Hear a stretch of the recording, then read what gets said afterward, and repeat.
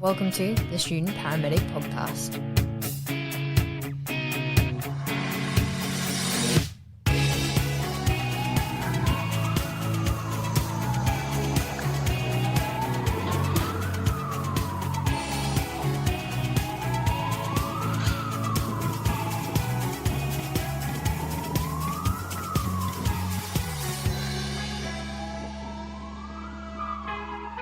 Welcome back to another episode of the Student Paramedic Podcast. Today we are having a chat to Steve Sonny Whitfield from what was previously known as Wild Medic and is now being launched in 2021 as Medics Beyond Borders. Now, Steve is a former soldier and he is now a paramedic. And back in 2015, he started the Wild Medic project, which provided many medical expeditions in the remote sectors of many countries that required need, particularly Nepal and East Timor and many other places as well. So we're going to have a chat to him today about the alternative pathways that you can take paramedicine and also have a chat about the humanitarian aid that you can also provide, the opportunities that are available as students, graduates, and even if you're down the line as a future paramedic as well. So, Steve, would you like to introduce yourself? No, look, thanks for having me. I am a former soldier. I served for 7 years back at the beginning of the millennium when I was quite young. And I was deployed to places like East Timor and Iraq into, conflict zones. So I had a number of peacetime deployments as well, but it was certainly the conflict zones that really exposed me to the gaps in professional pre-hospital care. I was fortunate to do some combat medic training, and I used that to really develop my initial core capability in pre-hospital care. I took that when I left the Army into the Himalayas, where I actually got to work as a guide on several expeditions. And when I returned to Australia, it really took me into paramedicine. My first few years in paramedicine were really interesting, but I was really, looking for something different. I thoroughly enjoy being a paramedic. I love the ambulance work we do, but I was really seeking something that was, paramedicine outside the truck and really more in line with the work I'd done in conflict zones. So I'd looked at several humanitarian organisations and applied for some, but the only work that I was successful in gaining was logistics and admin. I was getting those jobs because I also doubled as a medic, but I wasn't gaining any frontline medical experience as such. And those were the challenges of pre-registration. Back then, paramedics had to work in ambulance services, but moving forwards now with registration, we've got a lot more pathways. That the journey through my army and the expeditionary experience, it took me to launch Wild Medic Project, which it was a humanitarian platform aimed at paramedics, nurses, and doctors. And the crux of that being developed was actually earthquakes in Nepal. When the earthquake struck, almost 9,000 people were killed, and a lot of the outer-lighting villages in Nepal really struggled for any kind of support. I had a friend who conducted a couple of needs analysis around some of the local communities, and he suggested there was a village that used to service 5,000 people with a health post. If we could get some clinicians in there, we would really help impact that area. So the initial concept was, different. We'd have to self-fund ourselves, we'd have to self-support ourselves, and we'd have to fund the clinics. And we really didn't expect many people to be too supportive of it, but with a good mate of mine, Mick, we launched the project.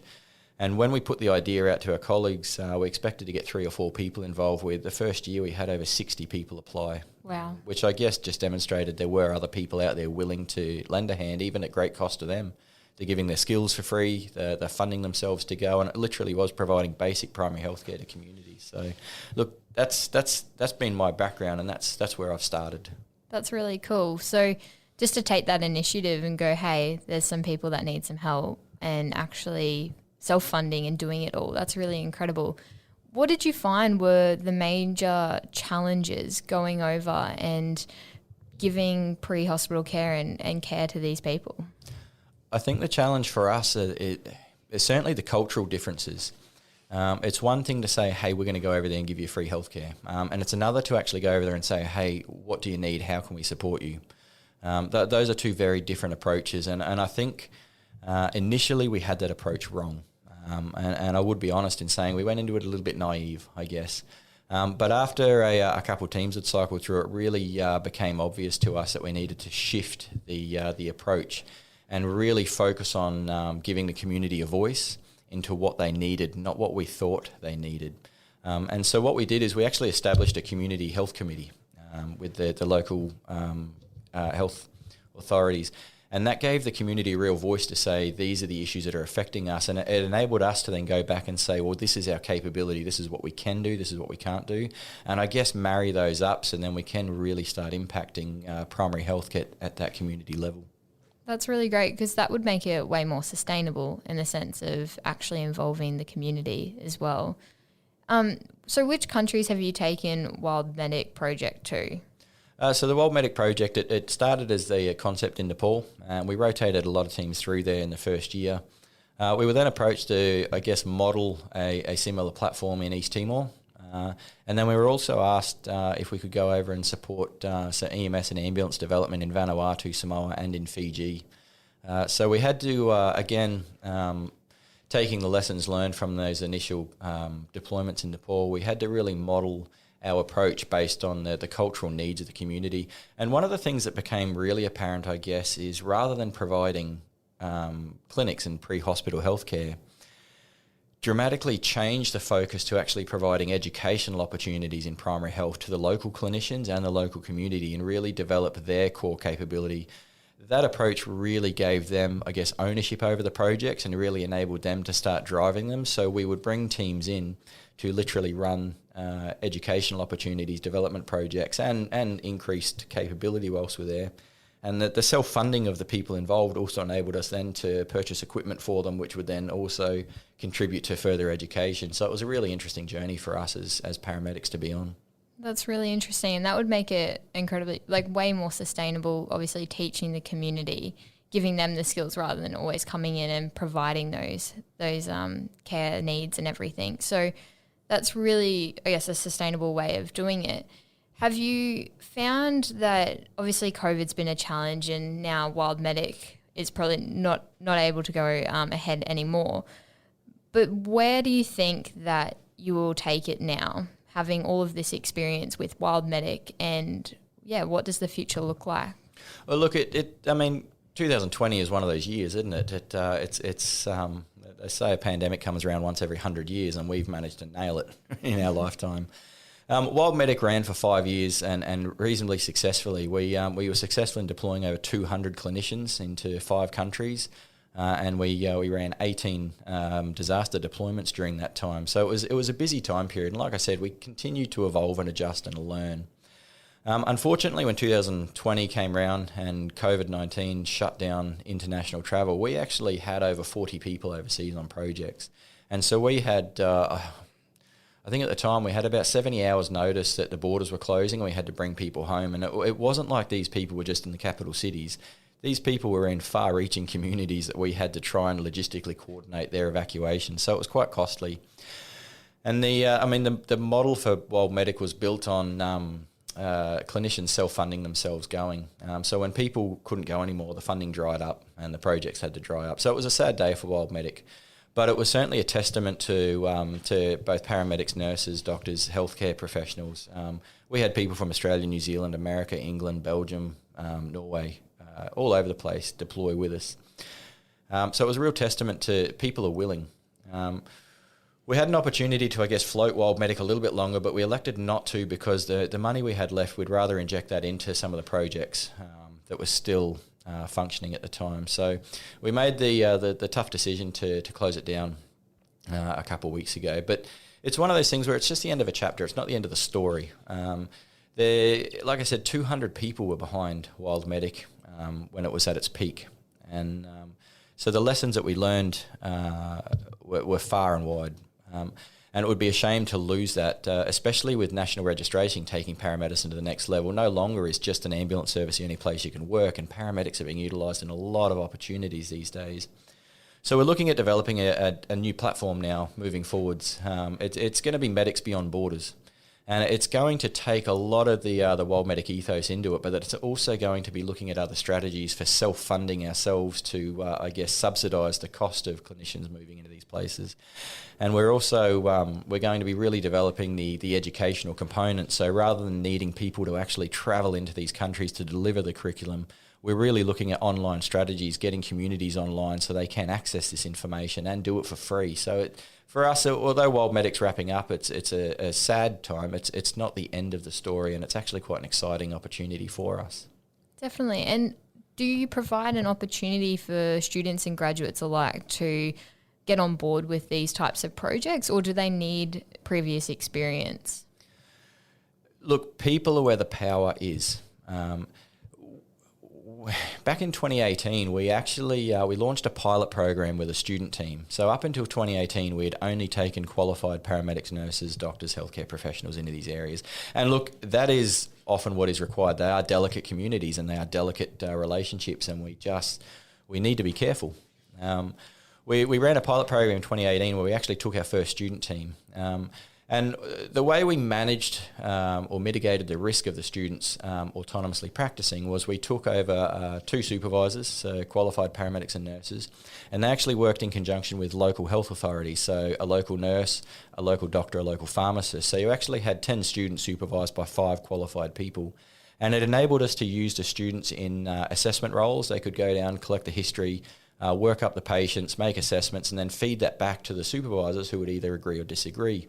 And what we found after that pilot program is although we ran an entire deployment with students, we actually impacted that community just as professionally as we did with a qualified team. And it was just through simple supervision. And I think that governance is hugely important. So after that pilot program, we ran another 6 medical expeditions that were student-led, but they were supervised. And all of those came back as resounding success stories. So moving forwards with Medic Beyond Borders, again, like I said, people are where the power is, and we would never discount the students. For us, students are one of our biggest assets, especially given that the students are the next generation of paramedic, nurse and doctor out there. We would be silly to discount that. What is important is that we provide the support that the students need to actually get on with their job and develop themselves and their core capabilities as well. Yeah, that's really amazing. It's definitely a really great opportunity for students and graduates, or anyone really, to take their jobs and their learning overseas and try something different.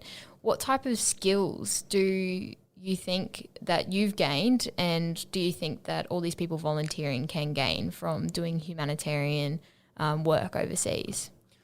Look, one of the biggest pieces of feedback that we received over the last 5 years, and this is for me personally too, is people go over there with the intention of offering support and offering opportunity, and they actually come back as a learner themselves.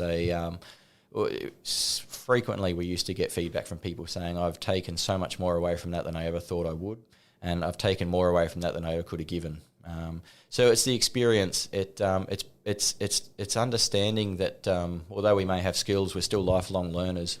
And I see, I think I take this kind of experience into the ambulance with myself as well. Even when I'm working with a student on my truck, I will consider us a crew. That student is going to have a lot of good information, and there'll be some things that I don't know that they do know, and there'll be other things I know that they don't. And so I think it's important to collaborate and work together, and it's also vitally important that we take that approach in these humanitarian deployments, where we're not just going there as a means of support. We're going there to learn ourselves. We're going to go there with an open mind and open ears. That's really interesting. Definitely something that, most people should take advantage of. And obviously humanitarian aid is, an alternative pathway that students and graduates, anyone can take. So talking about that a bit more, we've had a chat about this before with other people. We've had a chat in our very first episode about how, the kind of the goal that most students think that they need to have is that state ambulance paramedic. And we've acknowledged there's nothing wrong with that. But where can the paramedic profession take them? This is a great question, and I think it's actually a really timely question as well, because, like I said, when I started in the ambulance service, it was literally the only pathway you could really take. But this is pre-registration as well. moving past 2018, where paramedics became nationally registered in Australia, was a very exciting time, because what that did is it just opens the opportunities for paramedics and paramedic graduates. No longer is there only one pathway we can take. Now, I think we're not preparing students appropriately yet. I think a lot of the courses, and I'm speaking within Australia here, I think a lot of those are still very much directed towards ambulance service, and it almost creates blinkers for students to not see the opportunity that's out there. But because of the infancy of paramedic or paramedicine as a profession, we're actually going to be the ones who are responsible for creating the opportunities that are outside that truck. So we're the ones who need to actually challenge the status quo and actually say, hey, I can do that. I'm a paramedic, I've got these skills, and this is what I can do. And we really need to get ourselves into these other industries, so the expedition industry, the humanitarian industry, the private sector, for example. There's now paramedic graduates working in clinics next to physicians. There's paramedic graduates working in ECG technicians. There's paramedic graduates working in a lot of roles today that would not have been 3 or 4 years ago. And so I think the more creative that we can get, and the more ownership we take over it, rather than waiting for opportunity, if we can actually demonstrate what we can do as a profession, the opportunities for graduate paramedics are going to be far and wide. Yeah, definitely. That's quite interesting, because, it became a registered profession, I think, at the end of my first year. And I remember writing a full assignment about, the history of the paramedic profession. It was really quite interesting. And it is such a big feat for us going into the future. But yeah, we haven't been taught where it can take us. And that's, I guess, why we're starting this podcast, is to show all of these different opportunities that people can take. In saying that, you're obviously teaching here at Griffith University. What do you instill in your students? What are you trying to teach them? Look, what I'm really trying to, I guess, emphasise is that there are a lot of opportunities out there. I think our predecessors have done an amazing job of bringing paramedicine up to the level it is at. It's taken 20 years to get us as a nationally registered profession, and our predecessors need the kudos for that. But what they have done now is they've basically given us a platform to say, well, here, take it from here and see where this leads you to. And so this is where I really try and encourage our students here to not just apply for a state ambulance job, but actually look at what else is out there. Really challenge the norms and look outside the box, because, the paramedic is such a diverse professional that they can literally slot into just about every single industry. Wherever people go, you need medicine to follow, and it is paramedics who predominantly work in the out-of-hospital context. The idea that a paramedic only works in an ambulance is a very old school thought these days.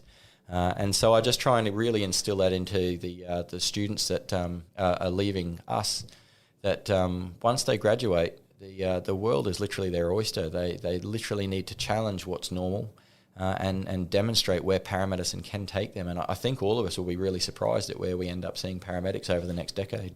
Yeah, that's really cool. I guess as well, the thing that we've been taught is you need to do your graduate program, your intern program, to be able to be qualified to go anywhere. Is that true? Do you have to have that? And would you be trying to instill that in, say, for example, Medics Without Borders, if you're going to take graduates and things like that, would you have to create a sort of a graduate program that mimics or gives the graduates the opportunity to build those core skills that they need to have? How do you think that, going forward, we need to have all of these graduate programs?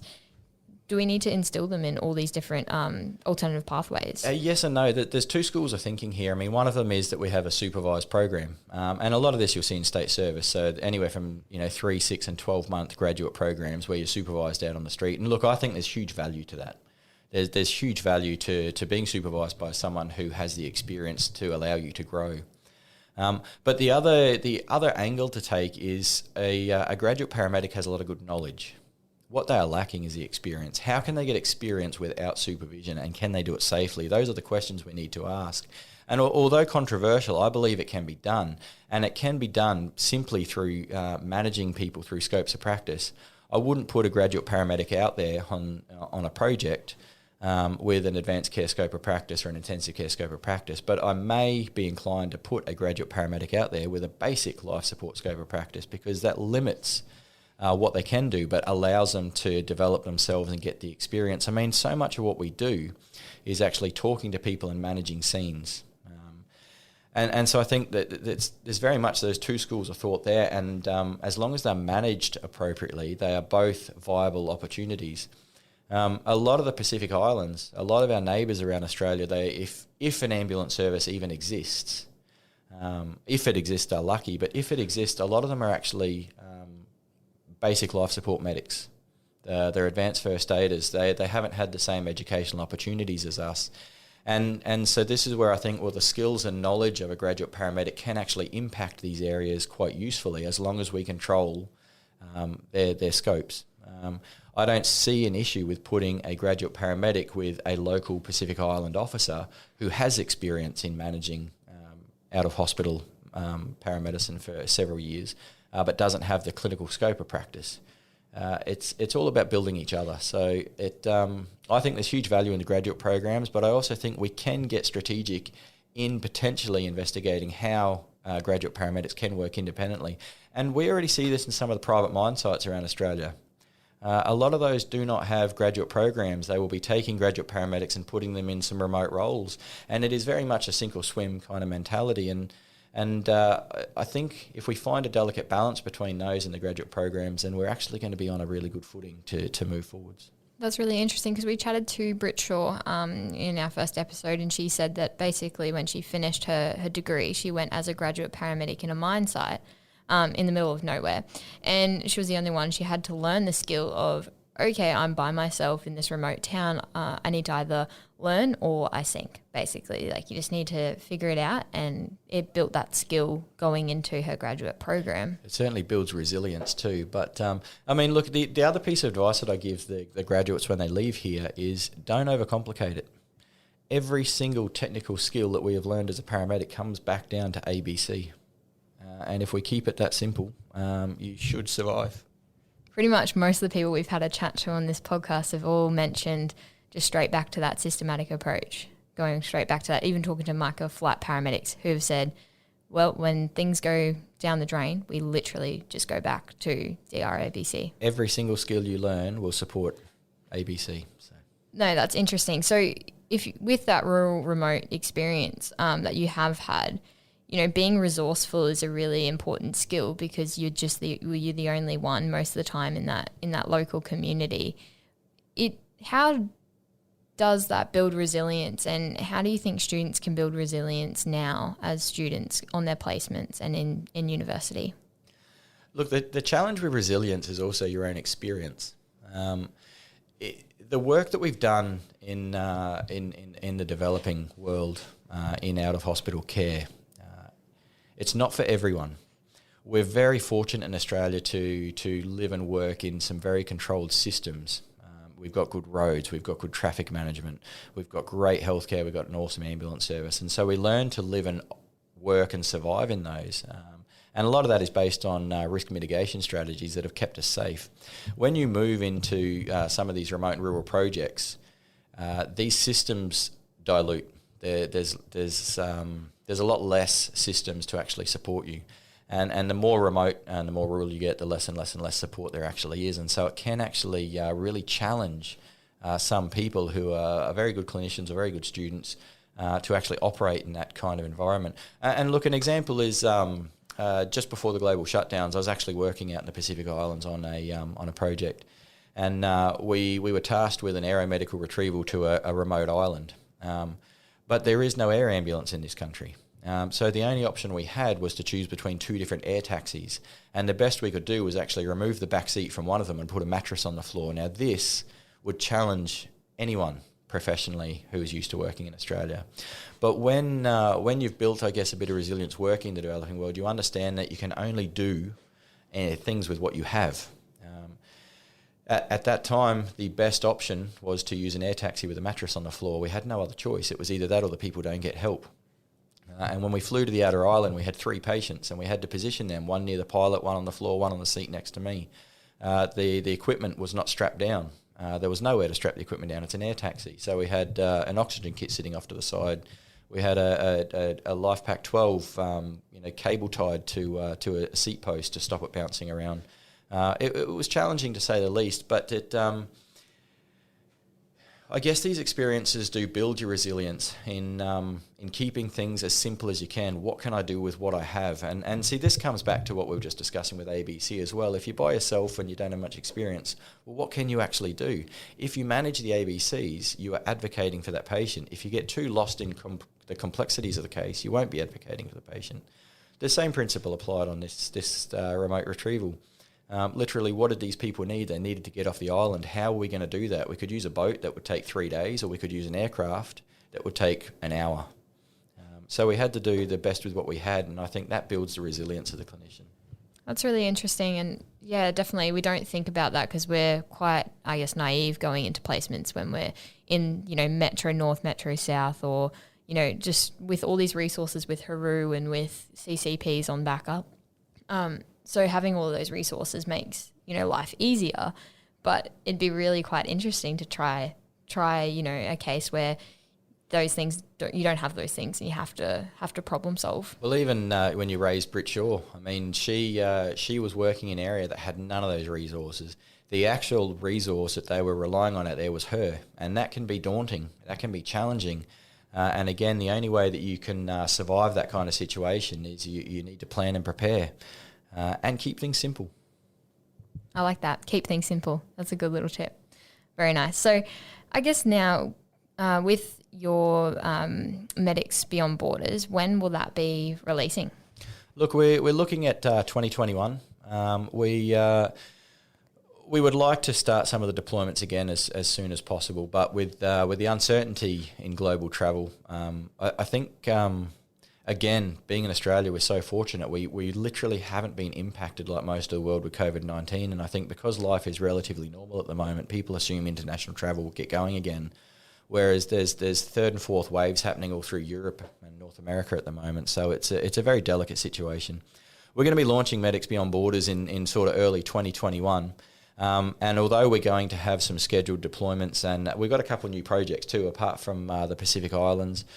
We have been approached by some providers in some rather far-flung areas of Africa as well as the Middle East. One of our main focuses is really going to be building some of the online content so people can find a place to find CPD, but we want to have CPD with difference. See, our whole ethos behind Wild Medic was making healthcare accessible and healthcare education accessible.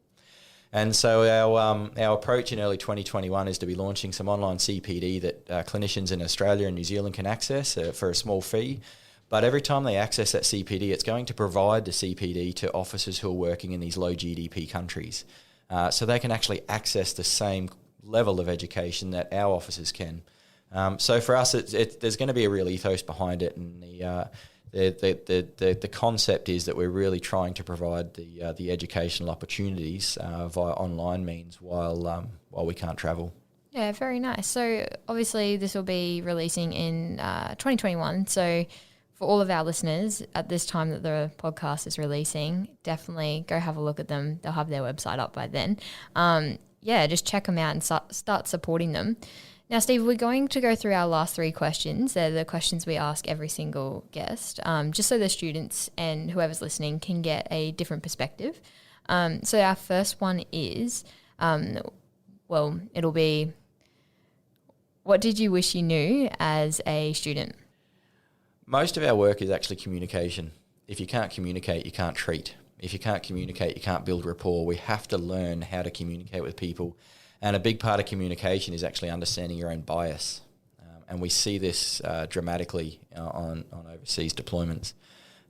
If you can't communicate, you can't treat. And if you can't treat, you can't paramedic. So I think one of our fundamental core skills as a paramedic is learning how to communicate. And we do that through understanding our own bias, which is through our own experience.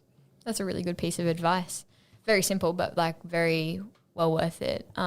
So the other question is, what mistake have you made that has resulted in your greatest learning? Look, interestingly, if you talk to any of my students here, they will probably share too many stories of me making mistakes, and it's because I share them with the students. I don't believe I've had one mistake that has taught me the most, but what I have certainly learned over my career is mistakes are wasted if you don't learn from them. Now, the only way you can learn from them is you accept that you've made them. We are not supposed to be perfect. We must strive for perfection. I mean, we've got people's lives in our hands. We must strive for perfection. But at the end of the day, we're human, and so we will make mistakes, and how we respond to that mistake is vital in our own development as a clinician. If we own the mistake, we identify the mistake, and we accept we've made the mistake, then we can actually learn from it, and I don't believe mistakes are wasted then. That's really good. I like that one. And I guess too, with reflection as well is really important in that. We've had a chat to a lot of people and they all mention that when you make a mistake, it's really important to reflect on it and, journal about it, make sure that you are learning something from it. So that's a really good piece of advice. Our last question is, what did you used to believe to be true that you no longer believe to be true? For me, and again, this will be controversial, but I really believed I had to have a really high clinical skill set to impact. And I've certainly seen that's not the case. I've seen advanced first responders really impacting people's lives. And again, it comes down to that fundamental skill of being able to communicate. I really believed at one time that you needed that high clinical skill set, but you just don't. If you treat people like they're human and you treat people like they're your family, you can really impact them in pre-hospital care. So that's really nice. Well, thank you. Thanks for coming on today and having a chat to us. You guys can find us at the Student Paramedic Podcast, Instagram, Facebook, and you can email us at the studentparamedicpodcast@gmail.com. Go and have a look at Medics Beyond Borders when they come on board in 2021. Follow them and really get behind them and support them. This will be a great opportunity in the future for you